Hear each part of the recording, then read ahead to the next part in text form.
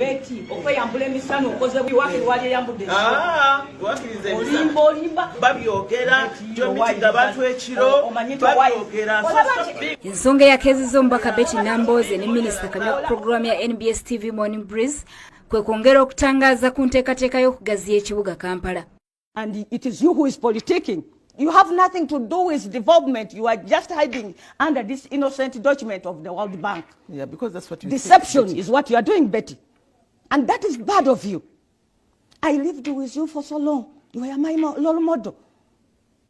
Remember what you used to say, Betty.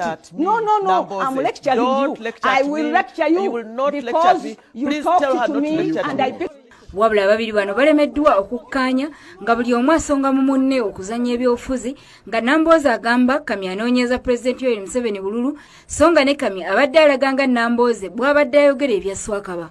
You have taken over Nambooze's job, Minister without portfolio. Honorable Nambooze, will you let Honorable Betty Kamya how does make that a hurt statement? you? Betty, It doesn't hurt me. It even shows on your face. It doesn't hurt me. Your but face is so this hurt. I'm fighting deception. I think it is personal. I'm fighting deception. Why is it? Akuwagira nkola yonna yankulaakulana nga yakusindiikiriza abantu Betty Kamya be yagoba Nakivubo n'awaawo hamu be baddukira emukono ne bakola eyo obutale bwabwe kakati ate abalumbayo agamba nzija naawe we mwaddukira nteekewo enkulaakulana. Abantu miliyoni 2 naku bave Wakiso bave Mpigi bave Mukono ne bajja mu Kampala kubanga facilities naye nga tulina okipulaningira.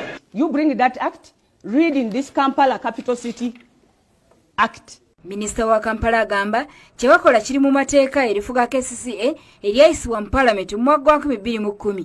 Nambooze agamba gavumenti kyerina okukola kwe kukulaakulanya ebibuga ebirala okulaba nga abantu tebaddemu kudduka mu byalo kweyiwa Kampala. Bwe tunaabifuula eby'amaanyi abantu bangi nnyo abajja eno mu kibuga Kampala bajja kusigalayo eri kubanga ebibaleeta e Kampala bijja kubaayo mu bitundu byabwe.